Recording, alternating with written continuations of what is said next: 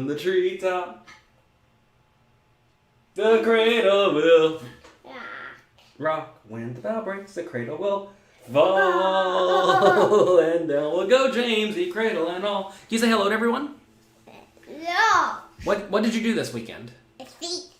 What? Feet. Listen, if you're not going to talk. They're not saying hi to me. Yes, they are. They say hello. Hi, James. Look, it says James right there. Do you see it? Hi, Louis Philippe says, hi, Thomas. Hi, Thomas. He said he thinks you're Thomas. All right. Can you walk my baby? No, you're a big boy. Today we're going to be discussing poker. We're going to be reviewing a $1,000 buy-in hand history I played this weekend. Oh, it was a fun time this weekend. We put in a nice long session. I got crushed in the beginning. I got crushed. Why you got crushed? Because Nagy was out in full force, completely full force. But they can't stop me. We came roaring back in the $1,000 game. We were going to win. We had 8 starting stacks, maybe 9 or 10, I'm not even sure. There's poker. And then the sight went I down. see poker. You do see poker. Poker. Then the sight went down. There. A poker over there. A poker's over there. Do you have a good poker face? No. Can you show everyone your poker face? Here, sit down. Here, shh, be real still. Don't let them know that you have the good cards. Shh. Put your hands like this. Shh. Yeah. You're the next Phil Hellmuth.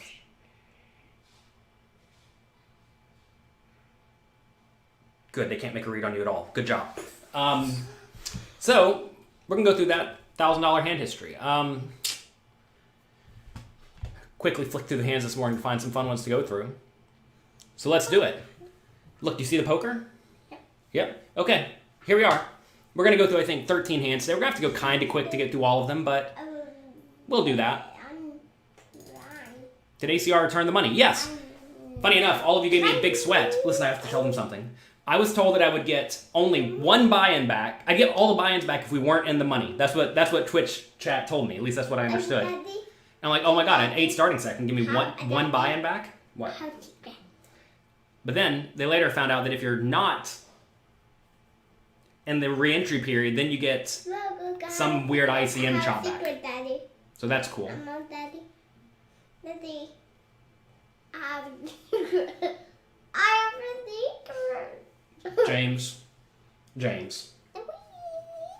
Are you tickling my feet? Alright. I think you're going to have to go out there with Dama. Can you say goodbye? I'm not saying goodbye. You're not saying goodbye? Okay, so be good and behave. Stay here. I have over 800 strategy and hand reviews. Should you go through all those before getting a poker coaching subscription? Because if you want to support me or not.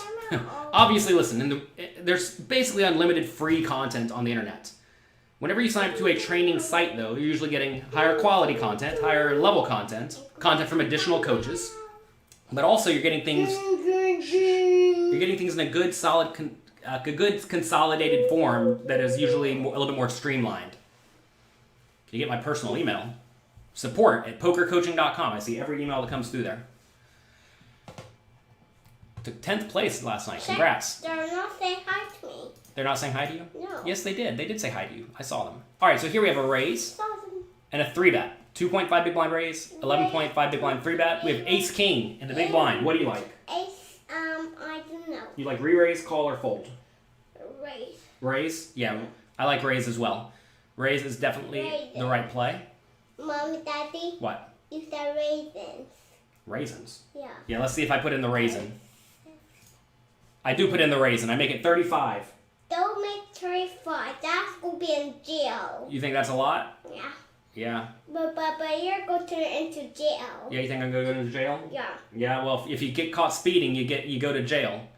So we do put in the 4-bet. Jail. And they both fold. Because I don't like. This is a spot where I think a lot of people just get gun shy early in a tournament. Hey, sweet boy. Relax. We gave him the raisin, exactly. So we gave him the raisin. We weren't speeding this time. We had the goods. And move on to the next hand. Don't be afraid to pile in the aggression. Don't be pure aggression. Yeah, pile it in. All right. 2 big blind raise. Call.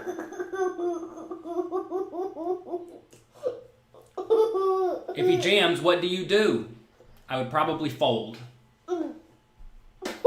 He's probably not jamming all that often. All right, here we have Jack 10 offsuit and small blind facing a raise and a call. What do you like here, James? Do you like re-raise, call, or fold?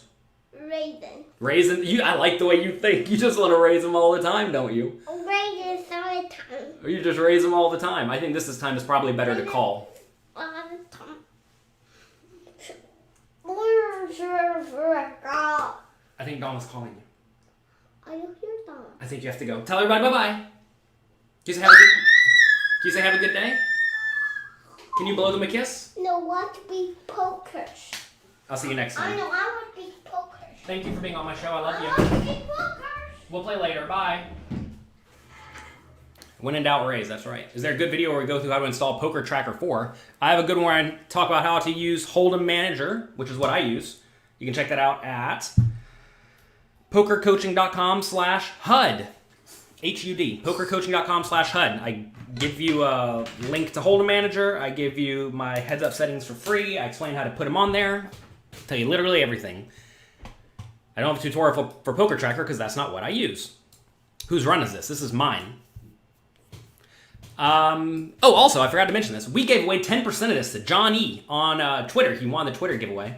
And we ended up cashing this. It was a bit of a sweat how much we would cash for because we didn't know how much ACR would pay us. But they paid us $8,000. I have no water in here. That's not good. So we got a solid $8,000 cash in this. It's kind of interesting. Like, if you were to get 8 starting stacks, would you just cash out? It's like, maybe you're supposed to. 8 buy-ins is pretty solid. We ended up winning about $5,000 on the day. So that's good. We had 2 days back-to-back $5,000 winners. Nothing great, nothing terrible. If you give me $5K out the door every day, I'm good to go. I don't know of any differences between Hold'em Manager and Poker Tracker. They're run by the same company. Again, everyone wants to try to say, whoa, this one's better than the other one. This was better than the other one. This is what I've used for the last 15 years, okay? It works perfectly fine for me. I'm not really interested in trying out all sorts of other stuff at this point because this one works great. Anyway, Jack 10 offsuit here. I will call. I don't really like 3-betting from small blind in this scenario. I think that whenever you're very, very deep, you have to be very careful 3-betting from the blinds. So I like call. Big blind calls as well. Ace, queen, 9, check, check, bet, call. So facing a bet and a call, I don't really think we want to be applying aggression here.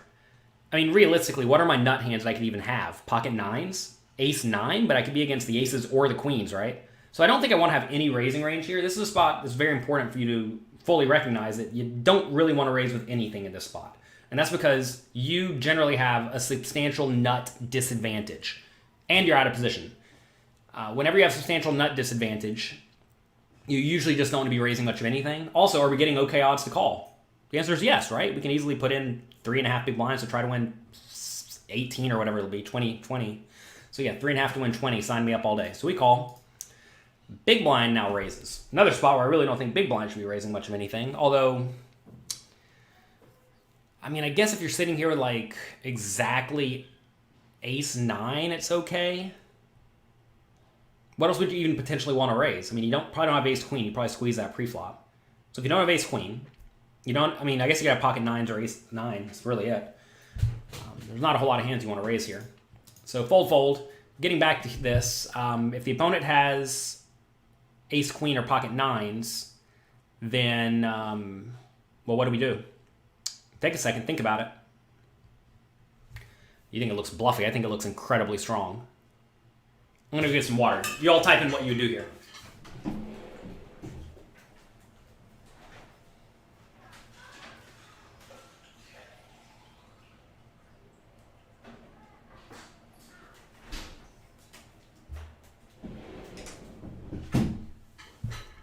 Literally no one typed in anything. I was gone for a solid 6 or 8 seconds. Maybe it's coming through. I'll tell you what I would do. I would call. The reason is because we are, well, closing the action clearly. And we have to put in 15 to try to win like 50, 52. 15 to win 52 seems like a very, very easy call. If we drill it on the turn, then we stand a pretty good chance to win a lot of money. How do you play Jack 10 in the small blind in the first place? I think it's a good call in the small blind for 2 big blind raise. Yeah, definitely don't fold here. I actually don't even think this is all that hard. I think it's pretty easy a mean, we're very, very deep stacked. We're getting great odds.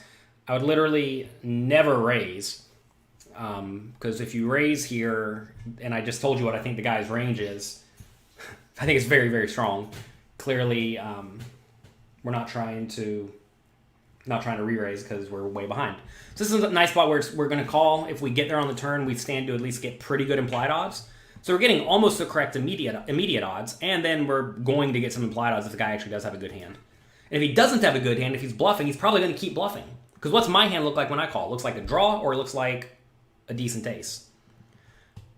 What do you do? Someone jam the flop for 200 big blinds? What do you think we do if they go all in for 200 big blinds into a 9 big blind pot on the flop?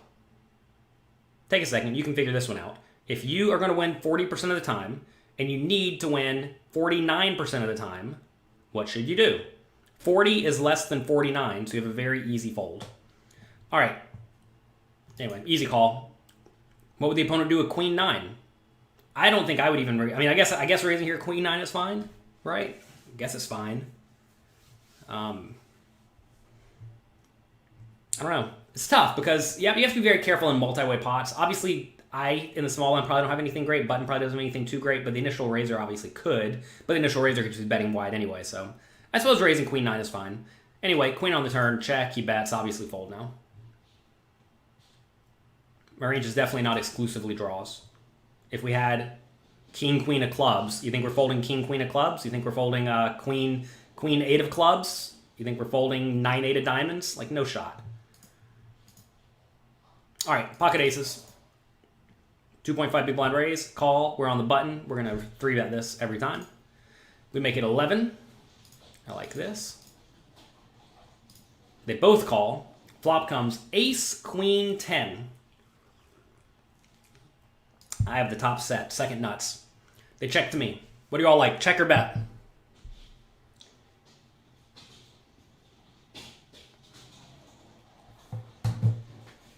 Seems like an easy spot to bet to me. So look, in general, the time's too slow player when you have the top set. The top set loves slow playing if you study this in the solver. So you may think that's a reason to bet, but when you're against multiple people, you typically want to be betting more often. Also, when you're on a board that connects decently well with the opponent's ranges, you want to bet more often. If this was like ace 9-2, you should probably check. But on ace queen 10, it's very easy for them to have an ace, even though there's only one left. They could have king queen. They could have queen jack. They could have jack 10. They could have pocket 10s. They could have queen 10, right? So this is definitely a spot where you want to be betting virtually every time. Someone said lead. You can't lead. In order to lead, you have to be the pre-flop caller. I was the pre-flop aggressor, so I'm making a continuation bet. So anyway, I think we need to bet medium here. It's very easy for the opponents to have some sort of pair plus draw or just a pair, etc., etc. Under the gun doesn't have king jack and king jack suited. They should fold pre-flop. Well, who knows what the opponents have? I definitely don't think that it's impossible for either player to have king jack, but it doesn't really matter because they also have ace queen and ace 10 and ace jack, maybe even ace king and king queen and queen jack. Notice all these hands I beat, right? So anyway, we do bet. We do go for 20. We get called by the player on the cutoff. Turn is a queen, and now the opponent leads. Would we ever go bigger than 20 on the flop? I don't think so. Because if you start going bigger than 20, you're going to start making hands like jack 10 fold, and you really want a hand like jack 10 stay in the pot. All right, so opponent leads 44 big blinds into 73. This is a lead whenever they bet into the aggressor on the previous betting round. That's what a lead is. This is not a continuation bet. This is a lead. So what do we do here? Do we jam it all in? Do we raise small, or do we call? What's this with ACR being illegal? Any company that offers games where they take a rake to American citizens is illegal according to the United States government. Now, can the United States government prosecute them? That is questionable. But they're definitively operating illegally, and they are serving the market illegally. What is that question even? LOL. Indeed. Okay. Easy call. If we raise here, the opponent's going to fold out all of his garbage. And also the opponent's just drawing stone dead, right? So given the opponent's stone dead, given we just definitely want to keep him in the pot. So this is a scenario where we have a very, very easy call. If you raise here, just lets the opponent play well, right? You may say, but what if he has a queen? Don't you want to get all the money in before the board gets scary? Think about how the board could get scary, though. Like, what queens does the guy realistically have? I mean, he could have king, queen, so if a king comes, it's fine. An ace isn't going to come, probably. If a 10 comes, it's fine. If a jack comes, he has a straight, right? So that doesn't really matter. What if he has queen, jack? Same story, right? If a king comes, he has a straight. Jack comes, he has nuts. When I say nuts, effective nuts, obviously. If he has queen 9, I mean, I guess, yeah. But, like, in my mind, leading here is just so bad with basically anything. So this is a spot where I think a lot of people make the mistake of thinking they need to have a leading range when the middle card or bottom card pairs, because that typically favors their range. The problem with is that on this board, particularly, it doesn't actually favor the opponent's range, even if they have a queen, because my range here is going to be a whole lot of pocket aces, ace queen, ace king, of course, but ace king is only one of the few combinations. It may not pay off anyway. Pocket kings folds, right? I have pocket tens. That's the nuts. So I mean, I still have a substantial nut advantage here. This is a little bit different than scenarios where it comes like, let's say, king 9 3 9, where I don't really have a whole lot of nines, right? Because if I don't have a whole lot of nines, then the opponent has a nut advantage. Here they don't, though. So this is a common spot that a lot of people screw up. Well, some people screw up. People who've studied a little bit screw this up. People who haven't studied at all don't know to lead when the middle or bottom card pairs. People who've studied some apply it blindly, and this is why you have to study the specifics. Anyway, easy call. Anytime you have the super nuts, you definitely want to keep the opponent in. 8 of diamonds comes. Oh no, jack 9 of diamonds is a straight flush. And we lose to pocket queens. Should we fold early in the $1,000 tournament for the 130 big blind bet into the 160 big blind pot? No, if the guy has the queens, or if he has the jack 9 of diamonds, he wins all of your money. Good game. We call. He has queen jack for a horribly played hand. This is a spot where the opponent has a very obvious marginal made hand on the turn. A very good marginal made hand, but still a marginal made hand, and the opponent drastically overplayed it. Now, what could the opponent have done differently? If they check turn, I'm still going to bet, and they should call. If I go all in on the river, after they check, they should still call. The opponent is getting stacked on this hand. Okay? So, result's the same. But, by checking the turn, the opponent induces me to bluff. Say I decided to lose my mind with pocket jacks, or jack 9, or ace king, or ace 2 as a blocker, right? This is a situation, I think it's a pretty reasonable spot just to check call. And by doing that, you essentially give me the opportunity to bluff and or overvalue. Here, the opponent pretty much forced me to play perfectly. And when you force your opponent to play perfectly, you lose money. Johnny in the chat, welcome. Johnny got 10% of this for $800. Johnny sent me an email saying he just wanted to run it back next week and not get the $800. I don't think he realized he was getting the $800. I think he'd rather have $800 and run it back. So congrats on the $800 cash. That was a bit of a sweat because the Twitch chat told me I would get 2 buy-ins because I was in for 2 bullets. And I was like, oh my God, I have 8 starting stacks. I'm going to get two buy-ins. That's a disaster. But then they gave me $8,000. So that's good. And we ended up having a decent day. It was actually fun watching the refunds come in because they just like slowly trickled in because they don't have any sort of automated process. And we ended up winning like $5K on the day. So 2 streams in a row, solid $5K winners. We'll sign. Nothing great, nothing terrible. But, you know, you sit down, you win $5,000 a day. You can't complain all that much. Although now, the shark scope's going to be messed up. I know it's supposed to be up an extra $5,000. I'm sure I'm going to go to a downswing now, and I'm going to be down like $2K, and everyone's going to say, oh, you suck, you're down $2,000. But I don't know, I'm up $3,000. Not that any of that matters. All right, ace-queen suited, easy raise. We get 3-bet by the low jack seat. We open up early, get 3-bet by low jack. I'm not raising the 4 big blinds ever. I think that's a substantial mistake. You wish I run good. You wish you run good. I wish I run well as well. So we raise and get 3-bet. We don't really have any stats on this guy. I think this is a pretty easy spot just to call. You don't really want to 4-bet and then get 5-bet. That's terrible. Notice if I did 4-bet, I would likely run into some good hands.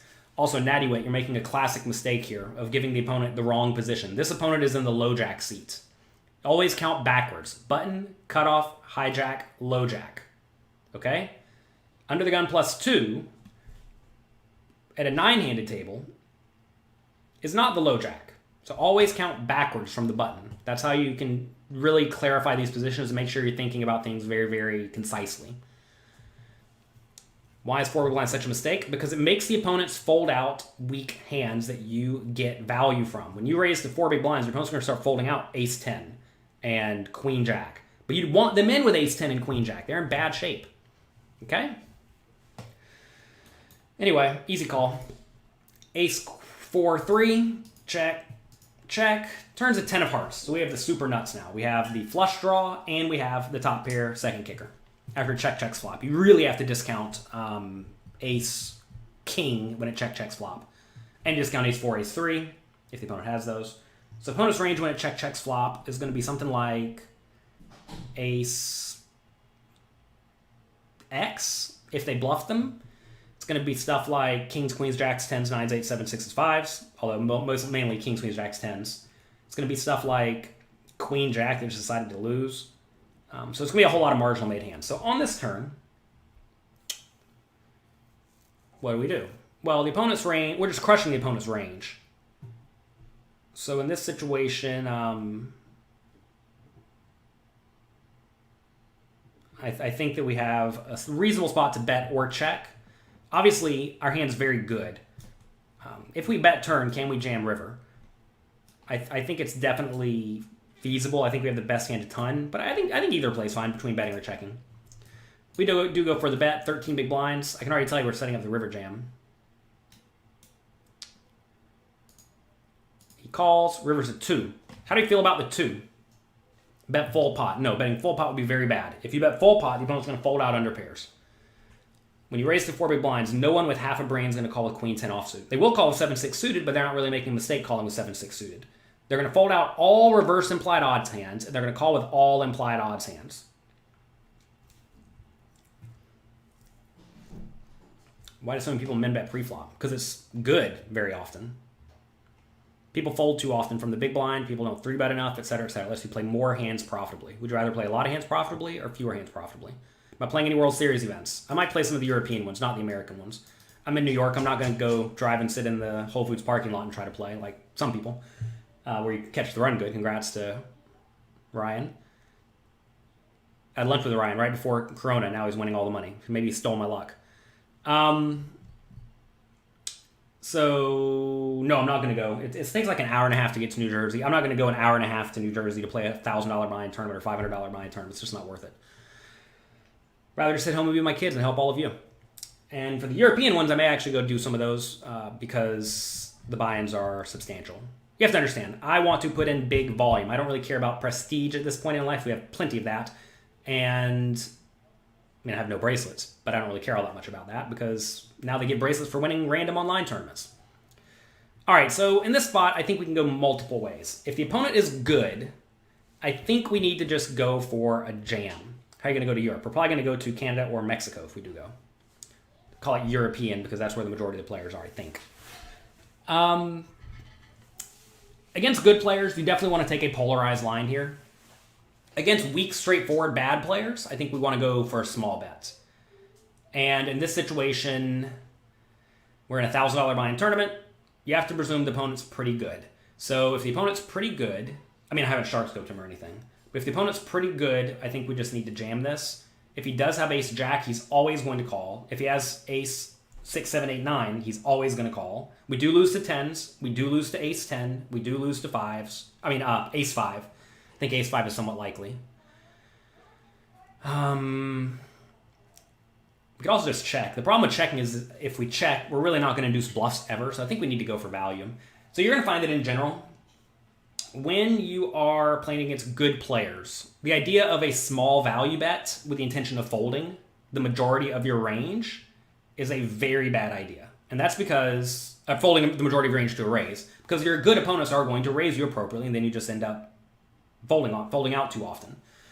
And with this hand, if I bet small here, well, you tell me, if I bet small, if I bet 12 big blinds, what do you like if he jams all in? I can guarantee you probably think it's an easy fold. But I don't actually think it's an easy fold. Because when you bet 12, to some extent you announce, I have a marginal made hand. Also, I should have almost no 5s in my range, whereas my opponent actually does have a few. Mainly ace 5 suited. And if they like sporadically got out of line with like 5-4 suited or something. So I don't really think I get to bet small in this scenario ever. So I think it's either a check or a jam.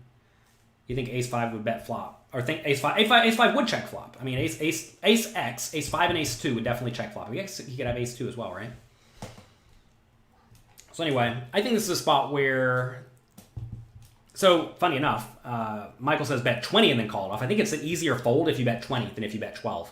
If you bet 20 and he puts it in for 37, the guy's just never bluffing then, so now you can actually have a fold. If you bet 12, you give your opponent plenty of room to bluff for an additional 25, right? So anyway, that's that. I think it can go either way. Fresh lettuce, I'm not sure what you're saying. You're saying you think smaller stakes games are tougher than higher stakes games. That is just factually inaccurate. The rake is probably higher, though. Could he have ace 10? I already said that. Yes, he could obviously have ace 10. Anyway, we jam. You just check call in this situation. I think check call's fine. I mean, look, this is borderline between value and marginal made, right? Between premium hand and marginal made hand, if we were doing a poker coaching homework question. It's definitely close. I think it can go either way. In a higher stakes game, I definitely like just generally applying pressure. If you all know me, I've already announced to the whole world I'm triple barrel bluffing every time I have the opportunity. They're going for big bluffs. So anyway, that's that. Higher stakes players play tighter. Don't know if that's true. What worse calls you? I already went through it. Ace jack, ace 9, ace 7, ace 6, maybe pocket kings, maybe pocket queens. You have to understand, what does the opponent's range look like? I think a lot of you are missing that. I know the guy has a marginal made hand. So if I know that, I am incentivized to try to bluff him. He knows that, so he is incentivized to call off appropriately. You think ace 7 never calls off? Well, then the opponent's a super nit and really, really bad. If you're folding out ace 7 here, you're going to get demolished in the high stakes games. Hate to break it to you. Because ace 7 is near the top of the opponent's range. Again, dead money makes a big mistake looking at the opponent's stats. Only 49 hands, right? Over 49 hands, the stats don't matter all that much. Anyway, he does call. He has the ace 5, so maybe a little bit unlucky, maybe not. Obviously, if we check river, we check call off against the jam, so we are just going to get crushed that time. All right, here we have min raise, call, call. Do you think ace 7 even gets there? Yeah, 3-bet pre-flop, sure. Check back flop, sure. Call turn bet, sure. I mean, where would it play differently? All right, so anyway, if you're joining late, we're not going to go back and recap the whole hand just for you. Sorry. Min raise, call, call. Easy call, jack 10 suited in the big blind. Ace 9, 8. Check, check, check, check. Turns a jack. We have a very clear marginal made hand here. So, what do? We check. Easy check. Check, check, check, check. River's a queen. Board is ace, 9, 8, jack, queen. Backdoor flush gets there. Pots 9 big blinds. They check to me. What should we do? Check or bet the river? I think we can go either way. This is one of these spots where if I bet and the opponents are competent, they should fold out a ton. They should fold out a ton. Bet all in? No, don't bet all in. If you bet all in, they're only going to call you with a chopper better. We only have 14 big blinds here, by the way. Do we check call on the turn with the ace jack? Yes. I definitely hate a river shove. If we shove here on the river, I promise you, they're literally only going to call with a chop, or when we lose. Notice we do lose here sometimes. I think because we are out of position against the pre-flop raiser and the pre-flop caller, our options are to either now bet small or to check. I think jamming would be particularly terrible because they're really going to play very, very well against that. Minimum defense frequency is very low and it's divided among 3 people. So they should just fold almost all the time. So either we need to bet like 3 or 4 big blinds or we just need to check, one of the two. Checking induces bluffs every once in a while, which is great. Not that you're going to get too many bluffs here. This is a spot, again, where like in the smaller stakes games, I think people should bluff more often, but they don't. In the high stakes games, people should bluff less often. Why? Because people like me are going to sit here and check with the nuts. Well, third effective nuts. We lose to all flushes. Don't forget, we actually lose here sometimes, okay? By the way, if I do check and someone bets 4 big blinds, and they fold around to me, we're just calling. We're not raising. It's very likely we're against King 10 or a backdoor flush. So keep that in mind. Mason says, thank you for sharing all this value with us for free. You're welcome. You'll definitely be signing up to Poker Coaching Premium this week. Excellent. Hope you enjoy it. Hope you learn a ton. All right, so we check. Check, check, check.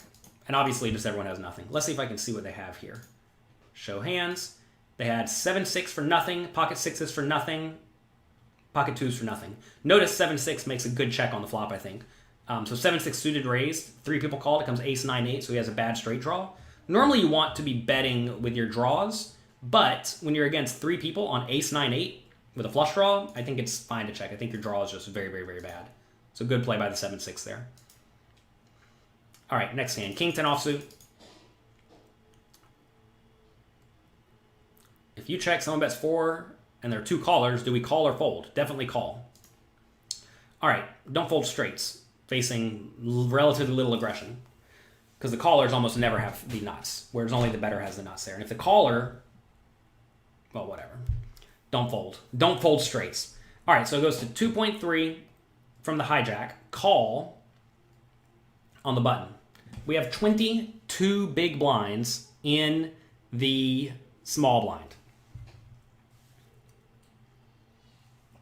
I think we have literally only one play in this scenario. Unless the opponent that raised initially is very, very tight, I think we have a very, very easy all-in. Incredibly easy all-in. Make it 11. No, literally never make it 11 out of your 22 big blind stack. Don't do that.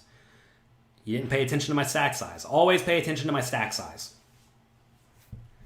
Easy, easy all-in here. If you're not shoving here, you're going to have a tough time winning at poker tournaments.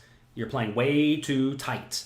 So many people make the mistake of just sitting here and only playing really good cards. I hate to break it to you. You're going to have to get in there and battle in these spots. And what's going to happen is most of the time, it's just going to go fold, and we win this pot. We win this, how much is in this? 7 big blinds. So we go from 22 to 29. 22 to 29 is a lot. We increase our stack by, like, what, 25%? That's when they fold. And when they call, yeah, we get it in behind, but we still win like 40-ish% of the time, maybe a little bit less. We're in okay shape. I think a lot of people think when they get called, they're dead. They think when they get called, they have 0%, stone 0. But that's not true. You have more like 35 to 40, depending on what your opponents are up to. The only time I'm not jamming here is when the initial raiser is very, very tight. I don't know if you guys can see this. He's playing 25/16, so active enough. Seal is kind of tight. 3 bets normal. Just like a normal-looking player. So I'm definitely shoving here. I do expect in this scenario for the big blind to call sometimes. Like big blind's flat calling range is actually not so good for me. Big blind's going to have... I'm sorry, the button flat calling range is not so good for me. It's going to be stuff like middle pairs that are always going to call, unless it's like 5s, 4s, 3s, 2s. It's going to be stuff like ace 10 suited, which will probably call. King, queen suited, king, jack suited, those probably call. But it's going to be a lot of weaker stuff as well. And even some of those hands may fold. So this is just an easy all-in. We have a lot of fold equity for 22 big blinds. We jam. Button does call.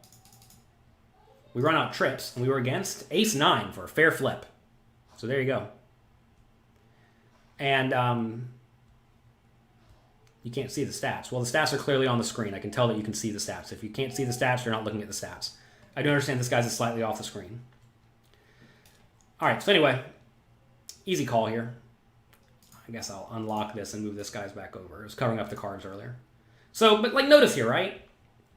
This is just a normal spot where you have a fair flip. And you don't want a fair flip, but it's okay. It's not the end of the world. A lot of people really shy away from the fair flips. What is a fair flip? A fair flip is when you have somewhere between 60 and 60-40 equity, because you're going to be on both sides of them. Is it an easy call for the ace-9 suited? No, I think it's actually a fold for the ace-9 suited.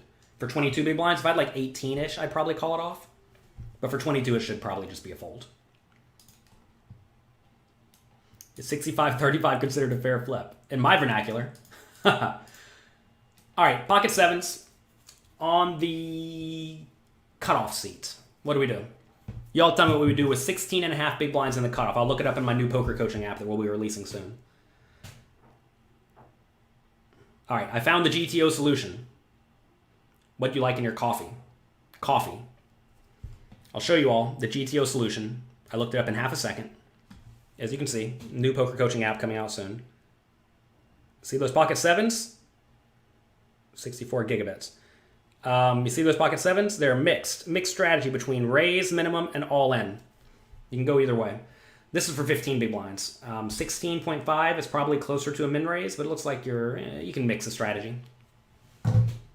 You all say easy shove.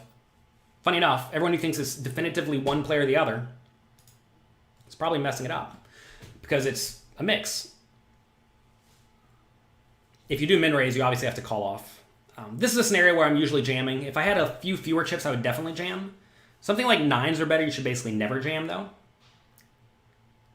So that's that. Jonathan, yes, go watch the video, man. Will this app be free for poker coaching members? Part of the Range app will be free for poker coaching standard members. For poker coaching premium members, they'll get access to all the spots. There's a lot of spots. It's a big pain in my butt right now because we are having to go through and make sure all the spots are accurate. What do we do with ace-9 offsuits? Ace-9 offsuit, I was going to say easy all in, as you see. See the ace-X on the side over here? All those ace-X offsuits are just open jammed.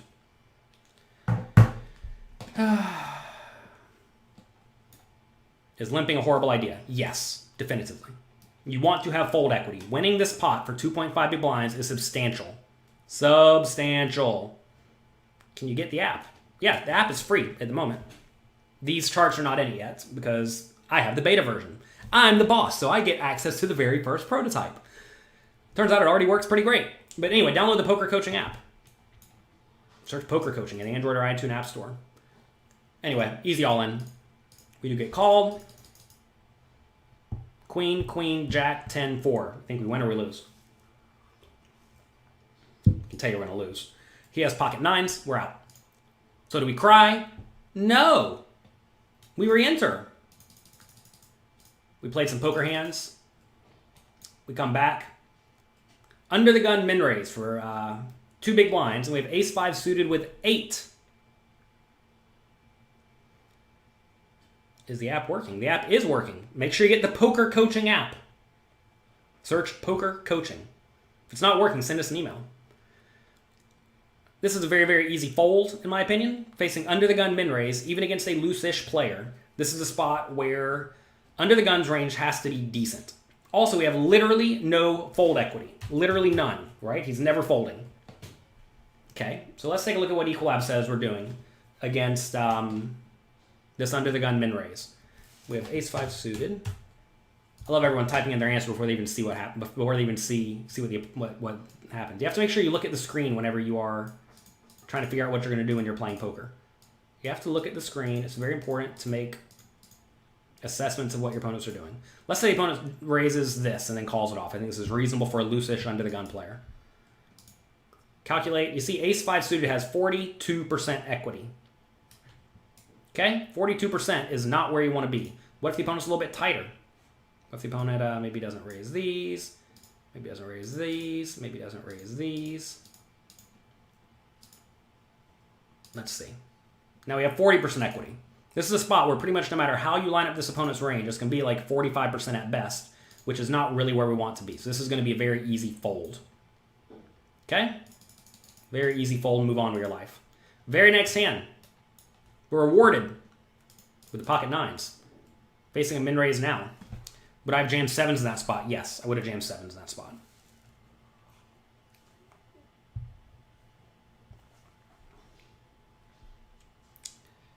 Whenever you limp pre-flop, you don't have any fold equity because they can't fold. Fold equity means the money you make by your opponent's folding. If you limp, your opponents cannot fold. So now, this is an easy all-in. Isn't 40% a fair flip? Yeah, but you don't want to call off with a fair flip. You want the fair flip to be the downside. Okay? So earlier, when it went 2 big blinds call, we jammed 22. When we get called, it is going to be a fair flip most of the time. And that's fine, because they're only going to call, I don't know, 25, 30% of the time, and the other 70% we win the pot. Okay? There, though, we always get called. So that's the standard spot. You don't want the standard to be get it all in with 40%. Let's give the opponent this same range. How does 9s do? You see 9s here does 53% equity. So now we're putting it in as a big favorite, even against a tight range. Easy all in here, right? We get called, win a fair flip, and there we go. So you see, would you rather get in with 40% equity or 53? 53 is a whole lot more than 40. Okay? Glad we're learning together today. Here we have a min raise off a 13 big blind stack under the gun, or under the gun plus 1. We have pocket 2s in the big blind, 25 big blinds deep. What do you like? We have to put in 1 to win 5.6.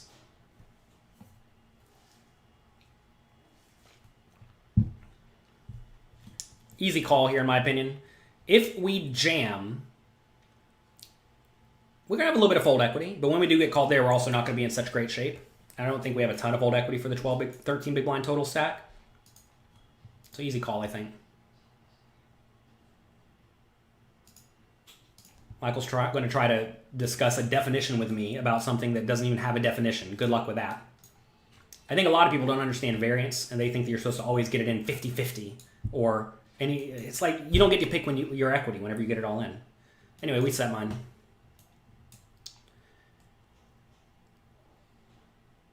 We check. Opponent bets 1.4 on 7-3-2. We have a set. Easy, easy call. No reason to check raise, because if we check raise, he's going to play very well. We check turn. Turn's 9 of spades, which is a pretty nasty turn. He bets 2.6 into the 8.4 big blind pot, leaving 7.3 back. This is a decision point in the hand. How do bounties affect your strategy? A lot. We have a bounty calculator at pokercoaching.com in the tools section for progressive knockout bounty tournaments. Regular bounty tournaments is way easier because, you just convert the bounties to chips, no problem at the start of the tournament, and it doesn't change. But in progressive bounty tournaments, you definitely need to calculate the value of the bounty in-game. And it's tough. That's why I made a calculator for you. It's completely available for you at pokercoaching.com in the tools section. This is an easy all-in now, I think. On 9-7-3-2, 3 spades, we have the 2-2 with 2 of spades. I think we just want to jam. If the opponent does have a pair, they're never going to fold. If they do have a good spade, they may actually fold. Like say they have queen, jack, queen of spades, or king, queen, queen of spades. They may actually fold. And notice there, if they fold, they're just going to give us that 20-ish% equity that they have. So this is definitely a spot where we have an easy, easy all-in. You say, I have plenty of outs. If you think I'm behind, you're a super nit. I have the best hand here virtually every time. And if I am behind, I do have plenty of outs. Yeah, don't fold sets. Easy, easy all-in. Easy all-in here because the opponent doesn't have a whole lot left. I'm not really convinced the opponent's going to be doing a ton of bluffing on the river, although they may. So anyway, that's that. You're on your 5-day free trial. Oh yeah, you can get a 5-day free trial. Where do you get that? Well, pokercoaching.com/5free. We're going to be streaming again this Sunday, by the way. We're going to run it back. We streamed the last few weeks. Won $5,000 last week. Won $5,000 a week before. And we'll be streaming again. We have solid EV big blind per 100. I'm very happy with it. And we'll do that for probably an hour or two for non-poker coaching members, and then we'll let poker coaching members watch for the rest of the day. So make sure you sign up, pokercoaching.com/5free. Okay, anyway, easy all in here. Whatever the opponent has some equity. And also, if they do have a hand like pocket aces, I definitely want to get the money in immediately before the river comes a spade or something like that makes them not put their money in. Also, if say they have aces and the river's a 9 or a 7, they may just check it because they're a nit. I did jam, opponent did fold. You don't really like a jam, why not just call? Because whatever the opponent has 20-ish% equity, or it's pretty good. If it's pretty good, you want to get it in immediately. If it has plenty of equity and will fold, that's great. What bluffs are there on the turn? Not a whole lot, but that's okay. As stacks get shallower, you don't have to have as many bluffs. You should generally just be straight up linear. And our hand is definitely a good linear hand. All right, 38 big blinds deep in the big blind. Button, seems like a regular player, raises to 2.5 big blinds. And here we have pocket jacks. What do we do? Call or 3-bet. You have Poker Tracker, but it doesn't work on Party Poker or GG. Well, yeah, of course it doesn't. Did you not read their website? Both of those sites do not allow heads-up displays. All sites do not allow heads-up displays. If you want to play on a site that allows a heads-up display, play on a site that allows a heads-up display and don't cry about it. The other day, I was trying to tell people, someone was asking, how do I know if I'm definitively good? Well, the answer is you get data. And they say, well, I only play on a site that doesn't allow heads-up displays. Then don't complain about not getting data. Play on a site that lets you use them. Right? I mean, holy God. What are my thoughts? Are we on the bubble? No, we're nowhere near the bubble, I'm sure. I don't know where we are in this tournament. Actually, I guess we can look. Is there a way to see? We started with 160,000 or 120,000, something like that. They started with random numbers on the site because, it's a quality program and all. So we have 4 starting stacks. So we're nowhere near the bubble. So anyway, in this scenario, I think we have an easy 3-bet. I'm going to make it something like 9 big blinds. Easy, easy 3-bet. We do make it 8.5 this time. I like 8.5 a little bit better. You definitely want to give your opponent plenty of room to jam. You don't want to go too small, though, because then you're going to induce your opponent to call literally every time. So there's some fine line right here between like 8 and 10. And I think 8.5 is pretty nice, because I think if you start going like 9.2 here in this scenario, you're going to make it to where the opponent's going to jam or fold. But like I also don't care if the opponent calls with garbage, right? Also, I want to make it to where the opponent thinks they have some fold equity. So anyway, we do make it 8.5. Opponent does jam. You think poker sites should ban heads-up displays. Well, it's interesting to understand that what you think about a lot of things does not actually matter. Should they ban them? Well, heads-up displays are good for good players and good for regs. If you want people to play a lot of games on your site, and you want people playing a lot of volume on your site, you should allow heads-up displays. If you do not want people playing a lot of volume on your site, and you don't want to cater to regs, then you disallow heads-up displays. I think, obviously, look, poker sites are incentivized to rake as much money as they can. Long-term sustainable sites, like Party Poker, ban heads-up displays because they actually are willing to give up volume now in exchange for volume long-term. Where sites like ACR are just trying to collect all the money as fast as they can before the party ends. So you're going to find that usually the sites that are trying to collect all the money before the party ends allow the heads-up displays. The sites that are in poker for the long term, who are trying to protect the recreational players a bit more, usually do not allow heads-up displays.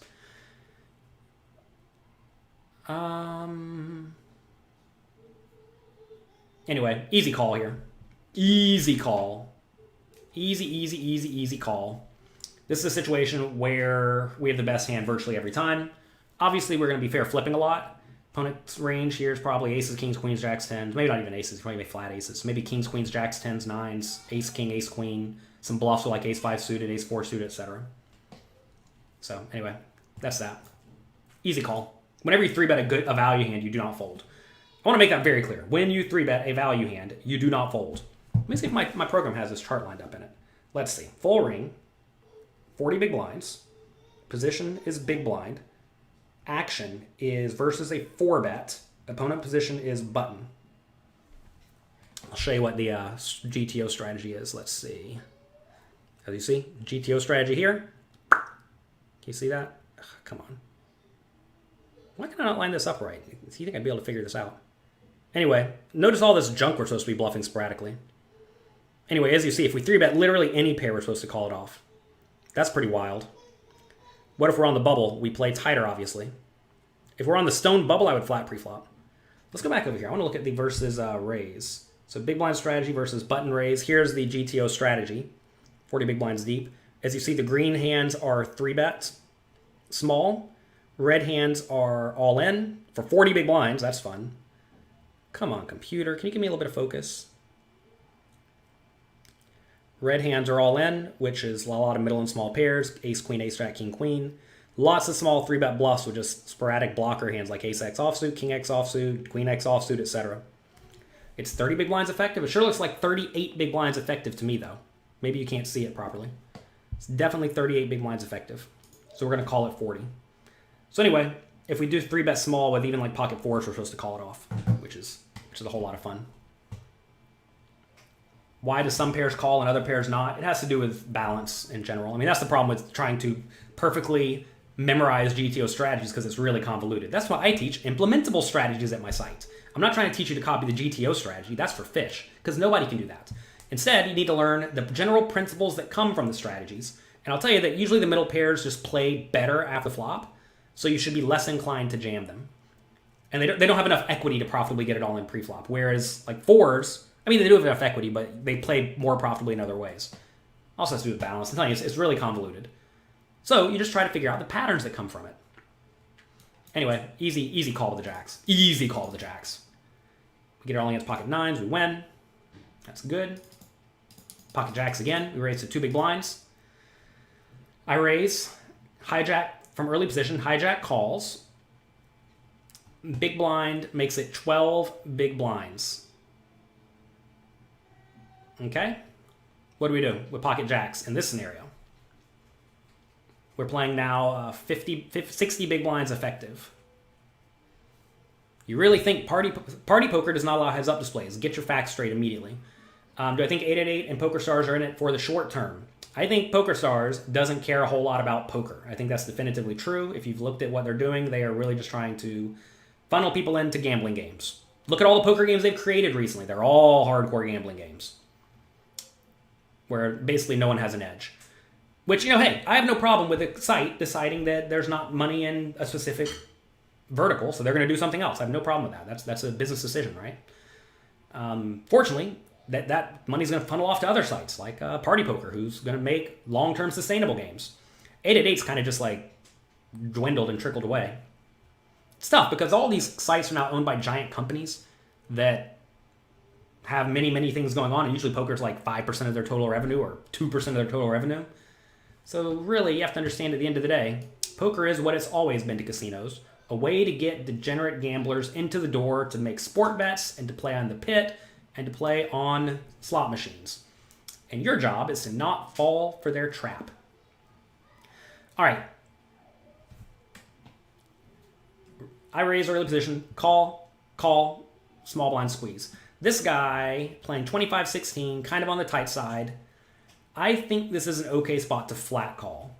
I do not want to jam, because if we jam, now I think this player is going to play very, very well. Also, let's see where we are in relation to the bubble. Wow, so I have 1.26 million chips. So that means I have 10 starting stacks. And that means the opponent has, I guess, 5 starting stacks. So we must be nearing the money. So if this is kind of on the money, near the money, and the opponent's still re-raising here, this has to be very strong. It has to be. So if this is very strong, I think we just need to flat call. I could actually even get behind folding. Is 8% 3-bet nitty? 8% 3-bet when they're 3-betting from the small blind means he's probably not going to be insane. 3-bet from small blind stat is 0%. Okay? Looking at it over here on this other window. 0% 3-bet over 226 hands. Not that I was looking at in game. But if this guy's 3-bet stat was like 14, then yeah, I'm just going to get it in. Oh, sorry, he's in the big blind. You're right. Does it matter? Not really. Seeing 0 in the small blind is close enough. Yeah, big blind's low as well. So anyway, this is a spot where I think we need to call and go from there. A lot of people seem deathly afraid of calling and seeing a flop. You have to understand, if low cards come on the flop, we're happy enough getting it in. If a jack comes, we're thrilled. If high cards come, we don't lose any money. And we're not basically set mining, because if it comes 9-3-2, we're not set mining. Right? Also, if we call, perhaps other people call. If we call and both players call, then yeah, we're going to be more inclined to set mine. You have to understand, whenever you're making a play, it's not definitively one thing or the other. A lot of people really try to box in exactly what they're doing into one very specific title. Like, oh, I'm bluffing here when I raise with this. But you're very rarely stone bluffing. You always have some equity, right? Unless you're on the river. Like right here, whenever we call preflop, we're not always set mining. Say it comes 2-2-2. We're not set mining. What's the problem with set mining? Well, we're putting in 10 to try to win, what, 30 plus set 40, so 70? That's not quite the 10-ish to 1 implied odds we need. That said, our hand wins on its own merit some portion of the time. If low cards come and he shoves all in, what's he bluffing with? Ace-king, ace-queen, ace-jack, king-queen, ace-5, ace-4, ace-3. Remember, we're not playing against weak, small-stakes nits here. Please, please, please. Remember, this is a $1,000 buy-in tournament. These people are competent. They know how to bluff sometimes. I'm not playing against weak, tight nits here, everyone. That's what a lot of people fail to realize, is that just because people play weak and tight and horrible in your games does not mean they play weak, tight, and horrible in these games. So now we do see the very multi-way pot.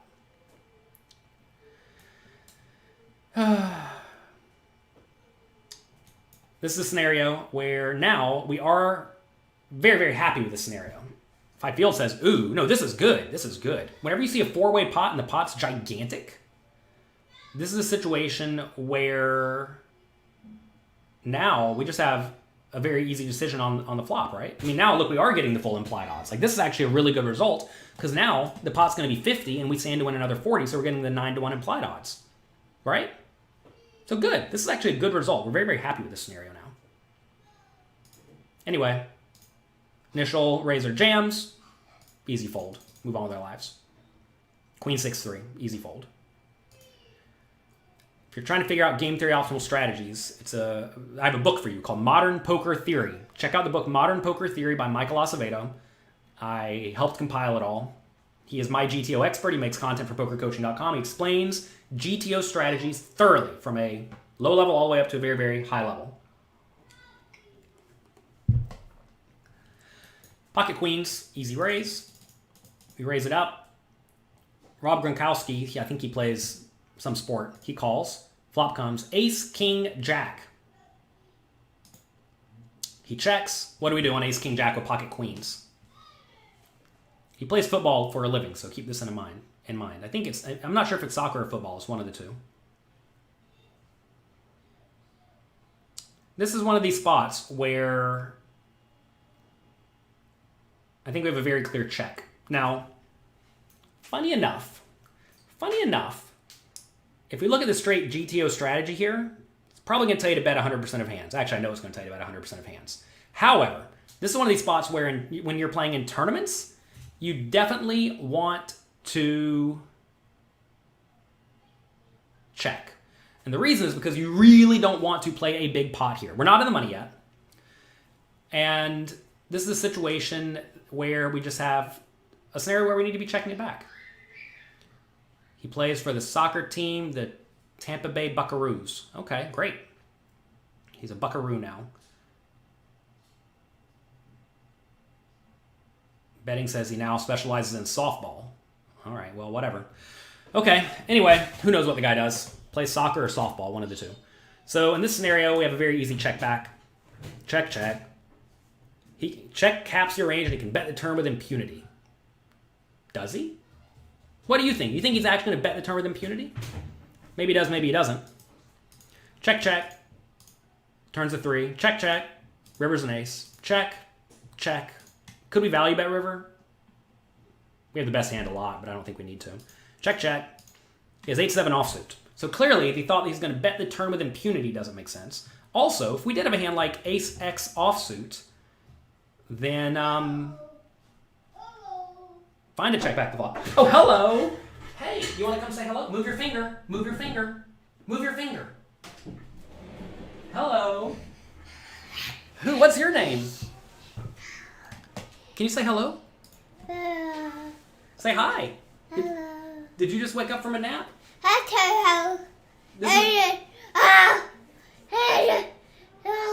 This is Big Thomas. Chef Tenney. I think Chef Tenney's a softball coach or a soccer coach. Are you a coach for the Buckaroos? Congrats, congrats. Future poker player. Are you a future poker player? Do you like poker? Where are you going? Look how tall you are. Look how tall you are. Can you give a little kiss? Can you say hello? Can you say thank you? Yeah, that's you. Do you see you and Daddy? Can you say Daddy? Daddy. All right. Daddy. All right, go on. Bye-bye. Bye-bye, love you. Bye-bye, love you. See you. So anyway, check, check, win the pot. They do grow up so fast. Thomas was born just the other day. What happened after this hand? Well, this is when the program started messing up. We'll make a recap video of this soon on YouTube, I'm sure. That was a lot of fun. Nap, it's 10 a.m. Yeah, Thomas takes a nap at 9 a.m. Someone mentioned betting small on the turn and river. Seems like it has some merit. You want to be betting small with your made hands to some extent. And I think this was a little bit too weak. You always have to ask, like, what am I trying to get called by? And again, in higher stakes games where people may just randomly raise you out of your seat for no reason, you don't really want to be going for super thin value. Did this tournament get canceled? Yes, all tournaments on Sunday got canceled. But it was good because I had 8 or 9 or 10 starting stacks and they gave me $8,000. So solid $8,000 cash in the $1,000 game. This is probably the day we would have won it for like $50,000, but instead we get $8,000. That's okay. Do people stake micro stake players? People stake players of all sorts. If you are a micro stakes player and you're not in America, Check out pocar.com, Pocar.com. They will teach you and make you good, and they will back you, assuming you will put good work in. All right, books for sale on eBay. I guess if someone's selling them, they are. Do you ever drink tea? I used to drink tea, but it kind of dries out my face skin, I've determined. I thought it was wine all this time. Turns out it's just the tea. I like tea a lot, though. I haven't drank tea in a while. I have a whole cabinet full of tea. James Romero is looking for players. Yeah. Poker coaching coach James Romero is looking for players to back in small stakes games just recently. So anyway, check that out. Would you back live tournament players during COVID? There are no live tournaments as far as I know. So I guess the answer is no. That's going to be it for today. Hope you have a great day. Hope you enjoyed this hand review. Wait, what was the last hand? The opponent had 8-7. Check. I win. What was the last hand of the tournament? The tournament ended. There was like 1 or 2 more hands. This is the end of it. Is there a podcast schedule? I do this Monday, Wednesday, Friday, 9 a.m. Eastern Time. We talk about all sorts of topics, sometimes poker hands, sometimes life, etc. I also have a podcast called the Poker Coaching Podcast, where we upload all sorts of content there. Strategy, these, etc. Any criteria to be backed by Poker? You have to be dedicated. You generally have to have some results already. You have to show that you are a potential good backy. They deny something like 95% of people, so don't be offended if they deny you. Turns out, the secret to backing people is to be very selective. If you just back everybody who comes around asking for money, it's a big problem. We'll be streaming again on Sunday. We'll start at about 2 p.m. We'll stream all day and all night. You can get a free trial to poker coaching for 5 days, pokercoaching.com/5free. Does Matt Affleck have a webinar today? Probably. We have webinars on pokercoaching.com all the time. Ever thought about building your own cube? I have a battle box, which is way better than a cube. Here, I'll show it to you. Where is it? Here it is. I'm just going to pick out a selection of cards. I love signed and altered cards, okay? Ooh, a bone shredder. Beautiful bone shredder. I love Magic the Gathering cards. A bounty agent. Ooh, a bounty agent. Brago. What's this? This is Brea. It's nice, fun altered Brea. We have the Byron. Do we have any good cards in my hand that are actually worth showing you? No fun cards in this pile. Ooh, Crater Hoof Behemoth. There's a cute guy. A cute little altered guy. Chromat, good for Battle Box. Battle Box is good because you can play it heads up. Heads up is, well, easily play it heads up. Very good. Anyway, we have a, 1,000 card Battle Box here. I'll play it with my kids one day. I collect signed and altered Magic the Gathering cards. Watch my streams. Whenever we have a glass of wine at the end of the day, we'll do it. What is Battle Box? Google it. Who did the alters? The artist. The original Magic the Gathering artist. All right. Don't signatures devalue the cards. Only if you're an idiot. A lot of people think that if you sign cards, alter cards, it devalues it. They don't understand that there is a high value placed on things long term that are unique. Things that are unique are highly valuable. Now, I wouldn't go around altering like a Beta Black Lotus, but I would definitely alter unlimited power, right? I have a set of unlimited altered power. Here, I'll show it to you. Let's see. Digging out all my nerd stuff today for all of you. Let's see. Here we have a Black Lotus, altered, signed by Christopher Rush. He's dead now. So if you take this, can you see it? If you take this, right, and have just a crappy beat-up version, it'll be worth, I don't know, $4,000, $5,000. But an altered one is very unique. Turns out unique ones are worth substantially more. There's one I've been eyeballing that has a dragon drawn on it by him. He wanted a lot of money for it. Here we have altered Ancestral Recall. Again, not the greatest condition. Altered Time Walk. Again, not the greatest condition. Things like this are it straight up adds value is what it amounts to, especially long term. Here we have more Moxes, all altered by the artist. Yeah. with dragons. Ooh. So anyway, we have a giant Magic the Gathering collection for Vintage and Legacy behind me. Everything you want for Vintage and Legacy right back here in these boxes. Don't come rob me. All right, have a great day. Enjoy yourselves. We're done for the day. Make good use of your time. Only nerd out in your free time. Make sure you do good, productive work, and you better the world. At the end of the day, if you add substantial value and you do the right thing, you act with integrity, you will win. If you waste your time, if you act without integrity, if you squander your resources, well, you'll probably lose. Enjoy yourselves. Have fun. Good luck.